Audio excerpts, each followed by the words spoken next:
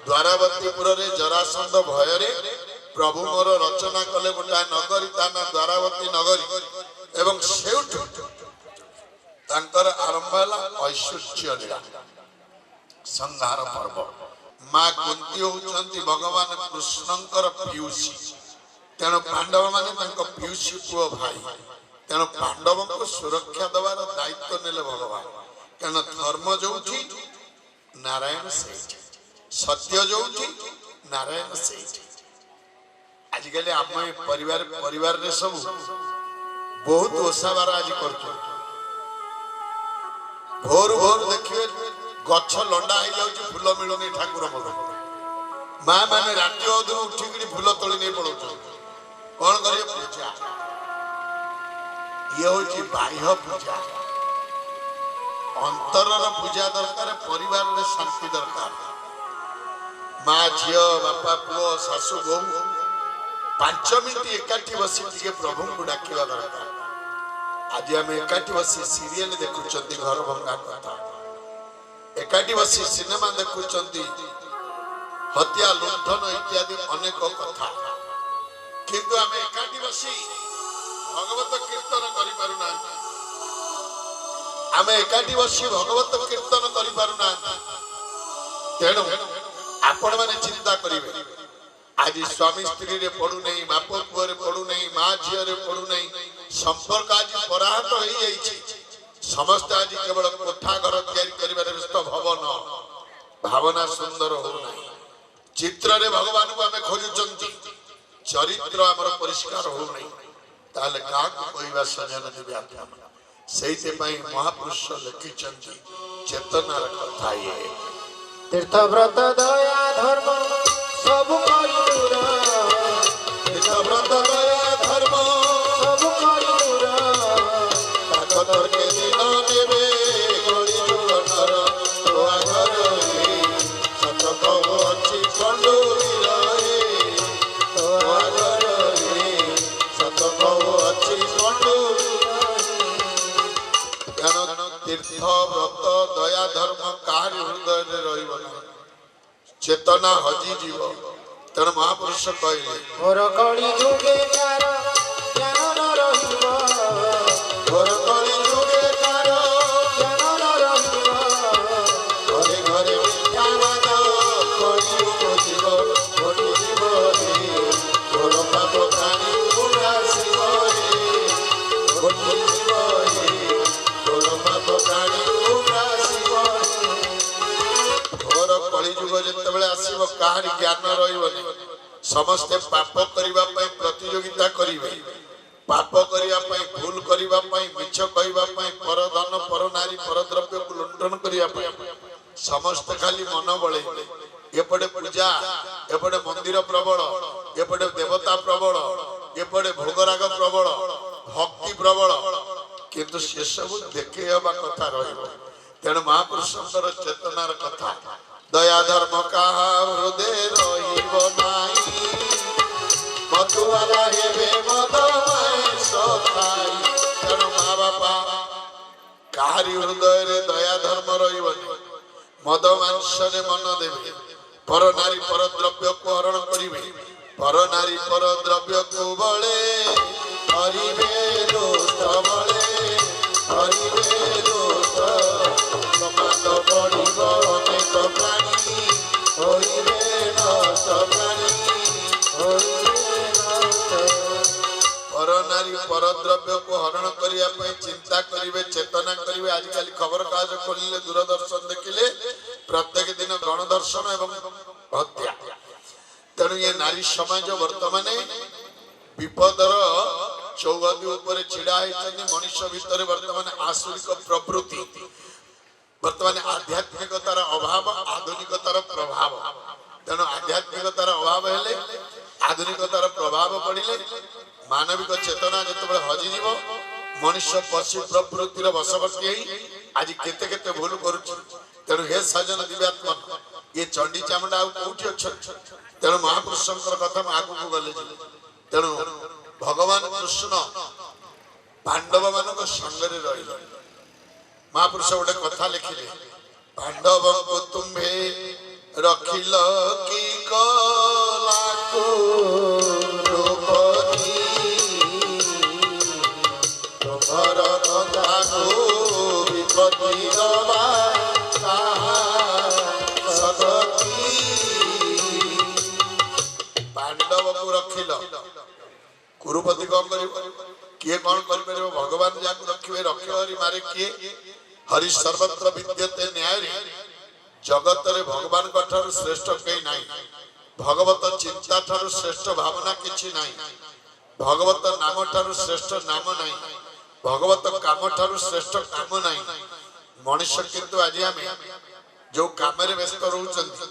ଯୋଉ ମୋବାଇଲର ରିଲ୍ସ ଦେଖୁଛନ୍ତି ଏଥିରେ କଣ ଲାଭ କଣ ଅଛି ସମୟକୁ ହତ୍ୟା କଲେ ମନକୁ ଉଚ୍ଚାଟ କଲେ ଶରୀରକୁ କ୍ଷତି କରେଇଲେ ଏବଂ ଆମେ ସବୁବେଳେ ମନୋରଞ୍ଜନ କଲେ ଆତ୍ମା କୋଉଥିରେ ଖୁସି ହବ ଜୀବାତ୍ମା କୋଉଥିରେ ଖୁସି ହବ ପରିବାରରେ ଶାନ୍ତି କୋଉଠୁ ଆସିବ ସେ ମାର୍ଗକୁ ମଣିଷ ଅନ୍ୱେଷଣ କଲା ତେଣୁ ନା ପୁଅ ନା ଝିଅ ନା ବାପା ନା ତା ମା ନା କିଏ ତେଣୁ ଆଜି ଆମେ ପରିବାରରେ ଅଛୁ ପରିବାର ନାହିଁ ଆମର ଆମେ ସମସ୍ତେ ଯାଯାବର ଗୋଟେ ଘରେ ରହୁଛନ୍ତି ଗୋଟେ ଛାତ ତଳେ ରହୁଛନ୍ତି ଝିଅ ତା ରୁମରେ ଫୋନରେ ପୁଅ ତା ରୁମରେ ଫୋନରେ ମା ରୋଷେଇ ଘରେ ଫୋନରେ ଭାଉଜ ଛାତ ଉପରେ ଫୋନରେ ବାପା ଛକରେ ଫୋନରେ ଘରେ କିଏ ଅଛି ଆପଣମାନେ ବିଚାର କରନ୍ତୁ ଘର କାହିଁ ତେଣୁ ଆଜି ଆମେ ସମସ୍ତେ ପାଗଳା ହେଇଯାଇଛନ୍ତି ବାଇଆ ହେଇଛନ୍ତି ବସ୍ତୁବାଦର ମାୟାମୃଗ ଆଜି ଆମକୁ ଏତେ ଆକର୍ଷିତ କରିଛି ଆମେ ଜାଣିପାରୁନାହାନ୍ତି ସତ୍ୟ ରୂପକ ସୀତାକୁ ଆଜି ଆମେ ହରେଇଛନ୍ତି ପ୍ରବୃତ୍ତି ରୂପକ ରାବଣ ପ୍ରତ୍ୟେକ ମୁହୂର୍ତ୍ତରେ ଆମ ସତ୍ୟ ରୂପକ ସୀତାକୁ ଚୋରି କରି ନେବା ପାଇଁ ବ୍ୟସ୍ତ ଆମେ କିନ୍ତୁ ଖୋଜିବା ପାଇଁ ଆଗ୍ରହ ନାହିଁ ତେଣୁ ଯଜ୍ଞରୁ ସେଦିନ ଜନ୍ମ ହେଲେ ଦ୍ରୁପଦ ରାଜକନ୍ୟା ଯିଏକି ପୂର୍ବରୁ ଥିଲେ କାଶୀ ରାଜଙ୍କର ଝିଅ ଅମ୍ବା ଅମ୍ବା ଅମ୍ବାଳିକା ଅମ୍ବିକା ଇଏ ତିନି ଜଣଙ୍କୁ ରାଜକନ୍ୟା ଥିଲେ କାଶୀ ରାଜାଙ୍କର ହସ୍ତିନାକୁ ନିମନ୍ତ୍ରଣ କଲେନି ତାଙ୍କ ସ୍ୱୟଂବରରେ ତେଣୁ ଭୀଷ୍ମ ସମସ୍ତଙ୍କୁ ନେଇ ଆଇଲେ ଜବରଦସ୍ତ ନିଜର ଦି ଭାଇ ବିଚିତ୍ର ବୀର୍ଯ୍ୟ ଏବଂ କାର୍ତ୍ତବୀର୍ଯ୍ୟଙ୍କ ସହିତ ବିବାହ ଦେଲେ ସଜନ ଦିବ୍ୟାତ୍ମ ଚିତ୍ରବୀର୍ଯ୍ୟ ଏବଂ ବିଚିତ୍ର ବୀର୍ଯ୍ୟଙ୍କ ସହିତ ବିବାହ ଦେଲେ ଚିତ୍ରବୀର୍ଯ୍ୟ ବିଚିତ୍ର ବୀର୍ଯ୍ୟ ତ ମଲେ ଗୋଟେ ଯୁଦ୍ଧରେ ଏବଂ ଏଉଠୁ ଆରମ୍ଭ ହେଲା କୁରୁବଂଶ ଏବଂ ପଣ୍ଡୁବଂଶ ପାଣ୍ଡବ ବଂଶ ବ୍ୟାସଙ୍କ ଦ୍ୱାରା ତେବେ ଯୋଉ ଅମ୍ବା ଇଏ ଭୀଷ୍ମ ଗ୍ରହଣ କଲେ ନାହିଁ ଯିଏ ସାଲ୍ଲ ରାଜାକୁ ଭଲ ପାଉଥିଲେ ସେ ଆହୁତି ଦେଲେ ଏବଂ ଭୀଷ୍ମଙ୍କର ମୃତ୍ୟୁର କାରଣ ହେବେ ବୋଲି ସେ ଶିଖଣ୍ଡୀ ରୂପରେ ଜନ୍ମ ହେଲେ ଦ୍ରୁପଦ ରାଜାଙ୍କ ଘରେ ଭଗବାନଙ୍କ ଦ୍ୱାରା ଆୟୋଜିତ ଯଜ୍ଞରୁ ଜନ୍ମ ହେଲେ ଦ୍ରୌପଦୀ ଏବଂ ଲାଖ ବିନ୍ଧି ତାଙ୍କୁ ଅର୍ଜୁନ ବିବାହ କଲେ ଏ କଥା ଆପଣମାନେ ଜାଣିଛନ୍ତି ତ ସଜନ ଯେତେବେଳେ ବିବାହ କଲେ ଠିଆ ହେଇଛନ୍ତି ଭଗବାନ କୃଷ୍ଣ ମା ଦ୍ରୌପଦୀ ଆଇଲେ ପାଣ୍ଡବ 5 ଜଣ ଆଣିଲେ ଦ୍ରୌପଦୀଙ୍କୁ ସାଙ୍ଗରେ ଆଣିଲେ ବିଜୟ ଲାଭ କରି ଧନୁ ପ୍ରତିଯୋଗିତାରେ ମାଙ୍କୁ କହିଲେ ମା ଆଜି ଆମେ ତୋ ପାଇଁ ଗୋଟେ ଭଲ ଜିନିଷ ଆଣିଛୁ ମା କହିଲେ 5 ଭାଇ ଯାକ ବାଟି ଖା ସେ କଣ ଫଳ କି ମୂଳ କି କଣ କେହି ତ ଜାଣିନାହାନ୍ତି ପାଣ୍ଡବ 5 ଭାଇ ବିଚାର କଲେ ଗୋଟାଏ ସ୍ତ୍ରୀ ଲୋକ ଆମେ 5 ଜଣ କେମିତି ବାହା ବିଚାର ଚାଲିଲା ମା ତ କହିଦେଲାଣି ମା ଆଜ୍ଞା ଅବଜ୍ଞା ହବନି ତାପରେ ସେ ପାଣ୍ଡବ 5 ଜଣ କିଏ ସାଧାରଣ ମଣିଷ କି ଆମ ଭଳିଆ ନିଷ୍ପତ୍ତି ନେଲେ 5 ଜଣ ଯାକ ବିବାହ କରିବେ ଏବଂ ପର୍ଯ୍ୟାୟକ୍ରମେ ଦ୍ରୌପଦୀଙ୍କ ପାଖରେ ରହିବେ ଆଜ୍ଞା ମନେ ରଖନ୍ତୁ ଦ୍ରୌପଦୀ ଯଜ୍ଞରୁ ଜନ୍ମ ହେଲେ ସେ କିଏ ଯୋଗ ମାୟା ଦ୍ରୌପଦୀ ଯଜ୍ଞରୁ ସମ୍ଭୂତା ସେ ଯେ ଯଜ୍ଞରୁ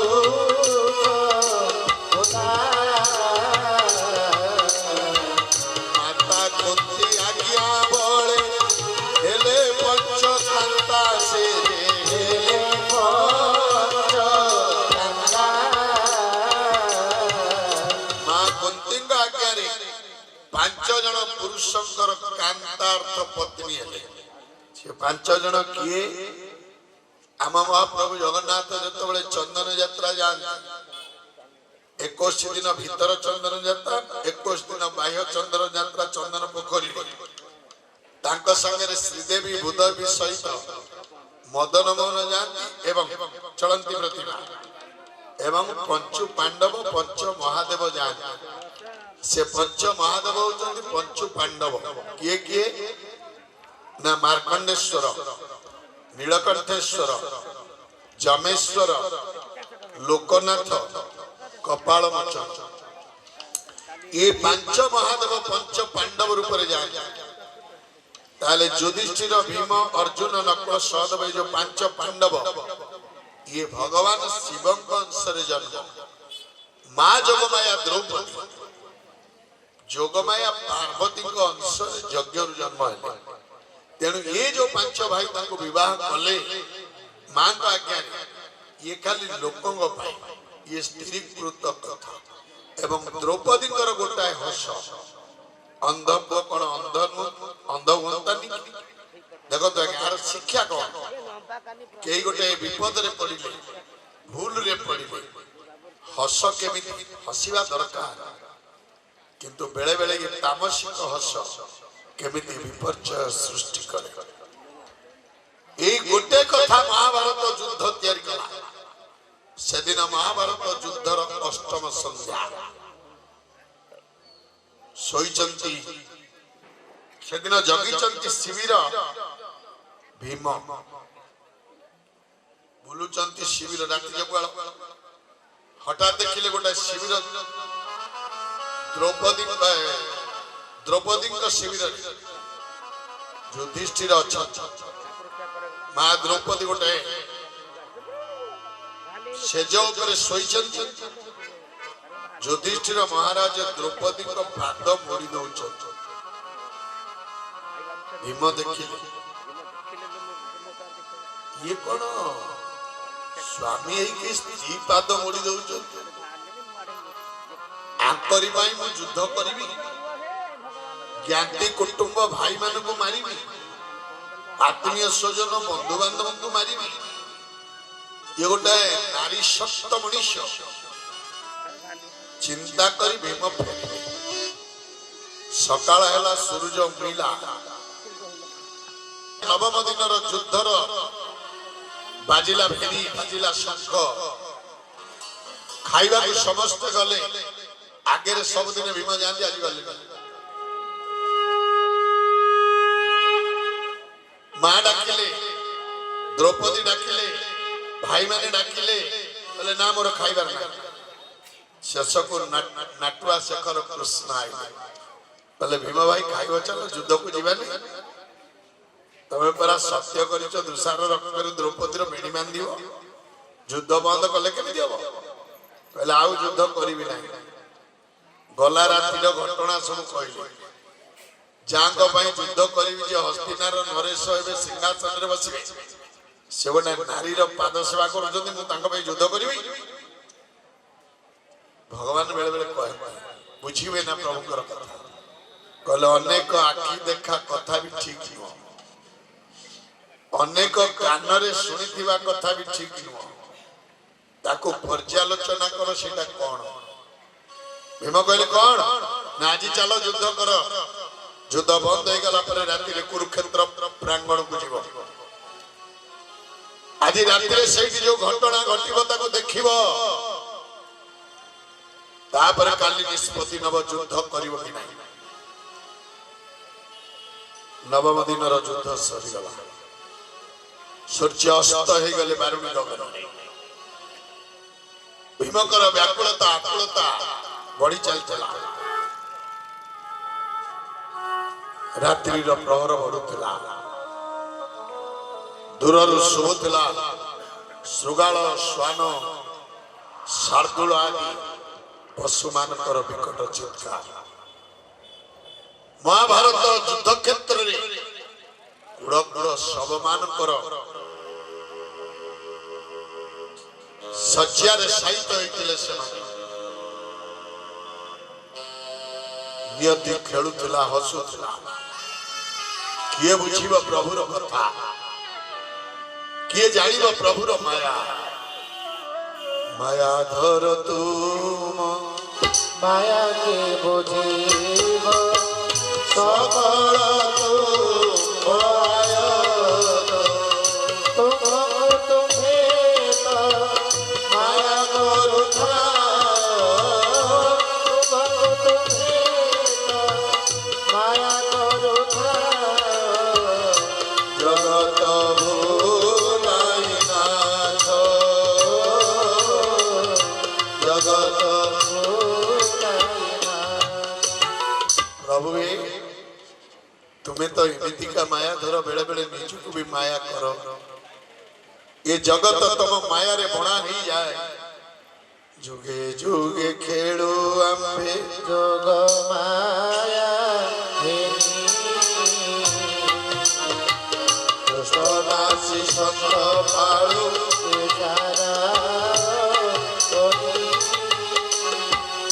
जोग माया को संगे रे न नेले जगन्नाथ लीला करि पारे ना तेणु स्वयं भगवान माया को बुझीबा बड़ विचित्र कथा ए माया कौन प्रत्येक जीव माँ गर्भ रे थाए जेतबेले मातृगर्भरु माटी रे पड़े माँ गर्भ स्थान दब माटी ए दी माँ मझी रे जेति की फांक सेटे आउ गोटे माँ पसे ता ना होछि माया मातृगर्भ रे पिला को माया स्पर्श करे ना ए मातृगर्भर माटी भीतर जो फांका जगह जेति की समय तार भीतर पिला के जीवटे माया प्रवेश करे तेणु माँ और माटी मझी ये जीव मायाग्रस्त हो जाए ये माया जितेबाला आसे जीव पाई से माटी रे पड़ी कांदे कुआ आपण देखिए पिला जदि जन्म है मातृगर्भ संग संग कांदी बोली चने चारि कर देखा ये किए सब कारण मातृगर्भ रे जा को देखी थला से माने नुहति आज्ञा प्रथम मासे तुझे हेलो धवल वर्ण द्वितीय मासे तुझे जड़े बेसने मीना तृतीय मासे तुझे सुने मेली लोडार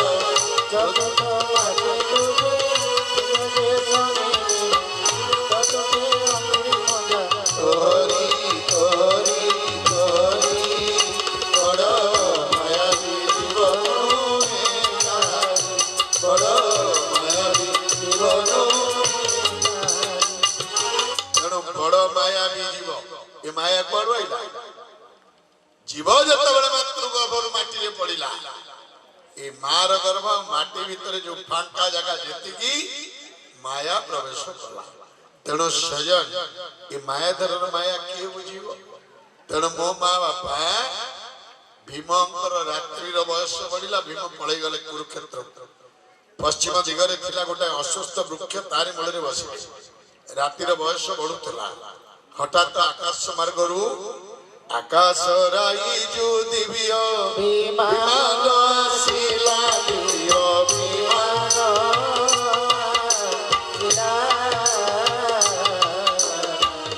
कुरुक्षेत्र प्रांगण रे उपगत हेलासी